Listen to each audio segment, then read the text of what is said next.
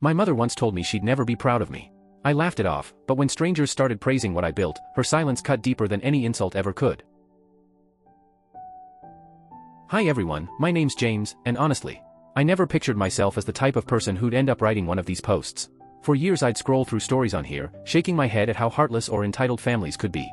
I always thought, that can't be real, not to that extreme. But now? After everything that's happened with my own family, I get it. Sometimes the people closest to you can treat you worse than strangers. Let me back up. I'm 27 years old, and for as long as I can remember, I've had one dream. Not a side hustle. Not just a little kitchen hobby. A real bakery. A place where you could step inside and be hit with that warm wave of fresh bread straight out of the oven.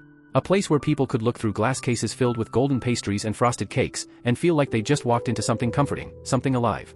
I spent years working long hours, saving every dollar, and learning from kind-hearted local bakers who'd slip me tips and tricks when they saw how serious I was. But my family?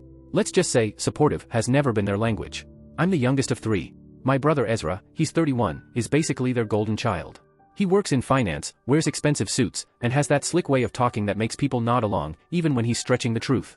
My sister Clara, she's 29, and she's quieter, but firmly in Ezra's corner. If Ezra says the sky is green, she'll nod like it's gospel. Then there's me, the one with silly hobbies. When I was a kid, I begged to bake instead of going to soccer practice. My dad would sigh, like I'd just confessed to wanting to be an astronaut clown. He'd say, James, not everything in life is about fun. You need to think about stability. My mom wasn't as harsh, but her little digs stung just the same. That's cute, she'd say, but you'll outgrow it. Spoiler alert, I never did. Fast forward to this year. After years of saving and planning, I finally signed a lease for a small corner shop downtown. It used to be a flower shop, so the layout had this cozy charm with giant windows that just begged for sunlight. I poured everything I had into that place. Fresh paint on the walls, shiny new ovens, every penny I could scrape together going into equipment and decor. I even designed my own logo. The name? Morning Rise. Simple, but to me, it felt perfect. When I sent out invitations for the grand opening, my hands were literally shaking. I wanted everything flawless. I tested recipes over and over. I arranged the seating so people would feel at home. I even hand-painted little wooden signs for every pastry, like something out of a storybook cafe. Deep down, though, what I wanted most wasn't just a crowd of strangers. I wanted my family there.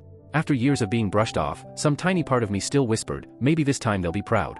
Maybe they'll finally see me. The night before the opening, I sent a reminder in the family group chat. Ezra, as usual, ignored me. Clara replied with nothing but a thumbs-up emoji. My parents? 2 words, we'll see. Those words have been the soundtrack of my life. Never a real yes, never commitment, just lukewarm half-promises. Still, I told myself not to spiral. The morning of the opening, I was up at 4 a.m., covered in flour before the sun even thought about rising.